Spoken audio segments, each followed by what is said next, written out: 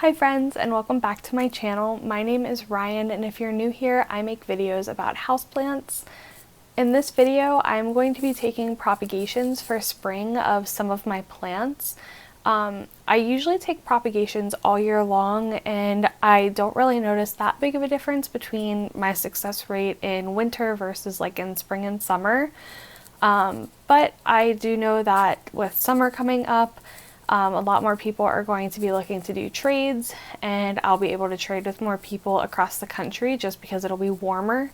So I want to start propping certain things now so that the cuttings that I do use for trades are a little bit more rooted and have an easier time shipping across the country as well.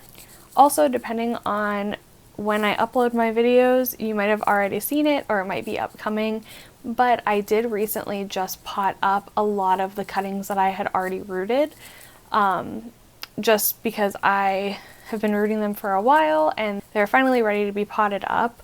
So I have a lot of empty propagation vessels that are ready to be filled.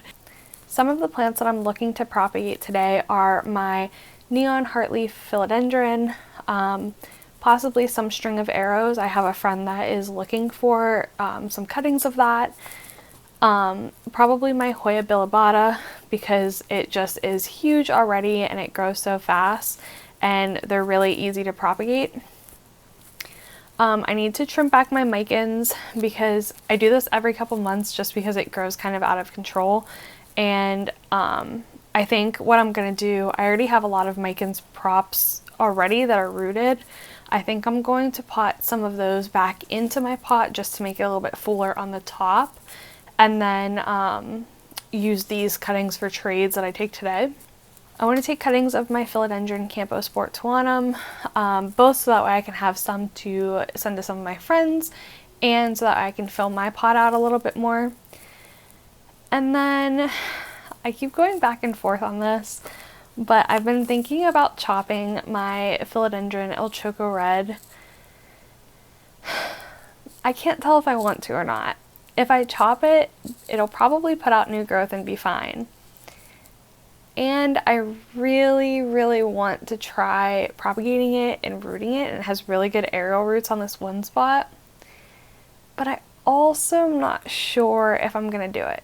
So we'll see if I end up doing that. And then the last thing that I want to chop up is my epipremnum skeleton key. The vines on mine have grown like crazy in like the last, I don't know how long I've had it. I think just over a year now, possibly. Or I got it in April last year, I can't remember. But I got it as one vine last year and then I cut it into 3 and there weren't that many leaves on it. And now there's a ton of leaves on it, but I recently watched Fern pot up a lot of her propagations, and I really want to try to get mine to start developing that key shape. Mine currently is on a cocoa coir pole, and I think that it would benefit more from actually being on a spag moss pole. So I want to take some props of that and then also just be able to have those for trades in the summer too. I think those will be a good one, just because I feel like they're not usually at nurseries around me. But yeah, so that's kind of like the list of things that I'm going to be doing. A lot of this might just be a voiceover because I think I'm going to take you around to take the cuttings. But I have a couple different vessels. I have this Coca-Cola bottle that I usually use. For like bulk cuttings, I'll put them into like this pot that's full of water. And then I have another like tall clear vase that I'll use. So yeah, if you are interested to see like my process in taking cuttings, or I can kind of talk about too what I add to the water. All of these props that I'm taking, aside from the El Choco, if I take the El Choco, I'll probably put that in sphagnum moss. But everything else I'll probably just put right into water. I don't usually have a hard time propping with water.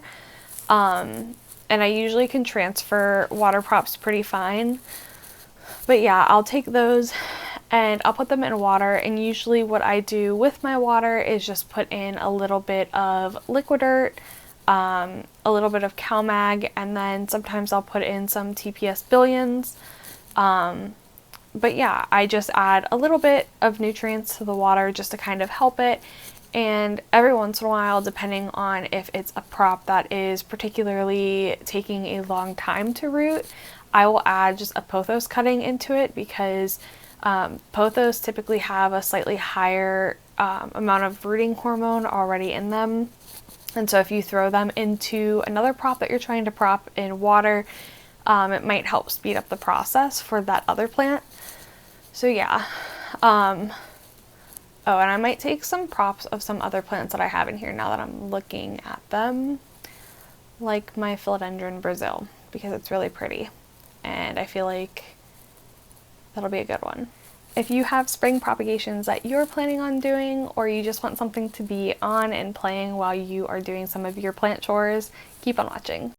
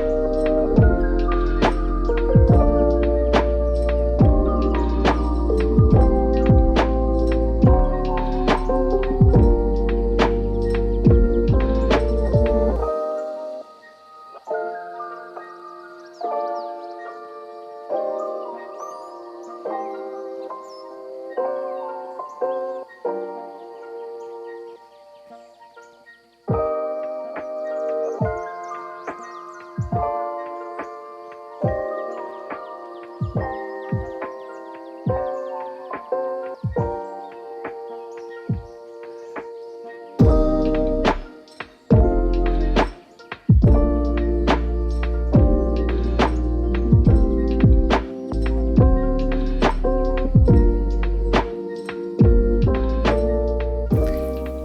so I was able to take all of the propagations, including the big El Chaco red prop.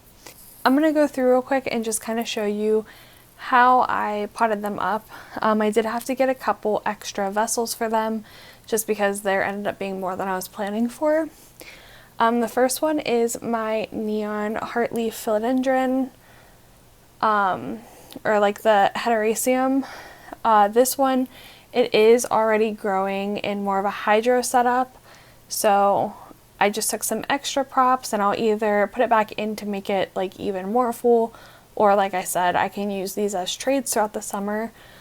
We usually see a lot of the regular green heteroecium or heartleaf philodendron, but not so much the neon one unless it's like at an actual nursery. So like they're like hardly ever in the big box stores, even though I did get this from a Lowe's a couple years ago. So yeah, always good to have more props of this one. The next couple that are in here are the Philodendron Brazil cuttings. There's 2 of them, and then I took 3 cuttings of the string of arrows. I'm not sure if you can see them real good. Yeah, I'm excited because the Philodendron Brazil, if you watched my philodendron collection, you'd know that I just recently got it, like literally last weekend, and it has really thick vines, so I'm excited to root these up, and I might try to grow this one vertically up a pole if I don't trade them once they root. But yeah, then I have like the string of arrows cuttings in here. That was a plant that I got with my grandma at a local nursery in my hometown. And yeah, I'm super excited to prop these up because I have a friend who has been looking for them. And yeah, it's always fun to just send fun cuttings to friends too. So those are in here, and I'm dripping water all over myself. The next little bunch is this Hoya bilobata. This was a plant that somebody else in, I think, like northeast part of Ohio had this plant at their Lowe's, and we don't usually get the Hoyas in our Lowe's around here where I live, at least not that I've seen. So she was able to get a whole basket of it, and she didn't want it anymore, so I got that giant bilobata that you would have seen me prop from earlier. But it grows pretty fast. I have a couple pieces that were getting a little bit underwatered in the giant basket. I don't know if you can see. So they're a little bit more wrinkly, but then I have a lot more like healthy cuttings in here too. I just cut the wrinkly ones off because I just wanted to see if they would grow. The stems look fine, like it's not like they're not yellow or anything. They look really healthy, and they do have some like aerial roots coming off of them. It's just the leaves that are a little bit wrinkled, and I've had this happen to my Hoya Chelsea before, and there's like quite a fine line between it being like wrinkled but it'll come back, and wrinkled but it's just too late and you're gonna lose the cuttings. So I'm hoping that these are the former, not the latter, and yeah, hoping that they'll root up pretty quick. They're in more of a liquid dirt. That stuff that you see in there is all of the Hoya sap. When you put it into water, they're kind of weird. I don't know if you can see it all like falling down in there. But yeah, hopefully this will root up nice. It's just in like a soy sauce jar. And yeah, so those will be propping in there. The next prop that I took is my Philodendron Camposportuanum. I was saying in my philodendron collection video that I think that this is a very highly underrated philodendron, and I think that everybody should have it in their collection. I cut this because I hopefully can either fill mine out or trade with a friend or something. The leaves are just really cool, and they have a really cool sheen to them. But yeah, it's a pretty fast grower, so I'm not concerned. My base plant already has like 3 different pieces in it, and I put this one into spag moss because I've propped it before, and I, from experience, know that this one likes to be propped in moss more than water. At least for me, it worked way quicker. So yeah, Philodendron camposportuanum. The next group of cuttings are my epipremnum skeleton key cuttings. I was just going to cut up a couple of them, and then I ended up cutting up the whole plant, so we'll see. They're all just kind of in here. There's just water in here with, there's like a little bit of like liquid dirt and like cow mag. But yeah, I put them in here, so hopefully they'll root up quick, and then I want to pick out, I liked Fern's idea a lot of the ones that are starting to develop more of the key shape, starting those together up a pole. And yeah, hopefully I'll get more that start looking like that, because there's only a handful of those kind in here that really are starting to get more of the key shape, but most of them just pretty much look like this. So yeah, I'm hoping that soon I'll be able to get these rooted up. A lot of them had aerial roots already, and then I think I'm going to put them on a moss pole and keep it in my cabinet, because I think it'll really do well in there. And then the craziest one that I took, or at least crazy for me, I don't know, was my El Choco. So I showed this one in my last video and it got a lot of compliments, and in like a week I've chopped it. So here's the bottom. I haven't put this into moss yet, but it's going to go into a glass vessel that has moss. It already has these aerial roots, and it has another growth point down there, so I'm hoping that'll activate. And then the bottom, I just put a little bit of rooting hormone on it. I don't know if it actually works or not, but I'm going to leave it out of moss and everything for probably like 2 hours, just so that way the end can callus off a little bit.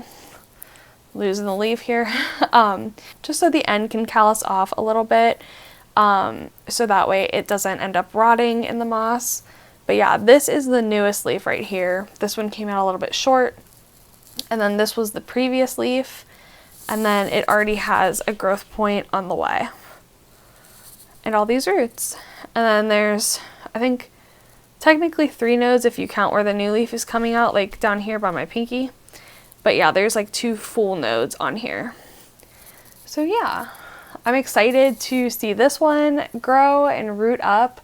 I think, again, with summer being so close and it being so humid all the time in my apartment, I think it'll do really good. And I might try to experiment growing this one outside of the cabinet for a little bit, since my other one, the base one, is in the cabinet. And again, if you watched my philodendron collection video, you would have seen that my big one is potted into a giant glass beer mug, just because it happened to be what I had, like, big enough that was clear to pot it in at the time after I rerouted it when it rotted.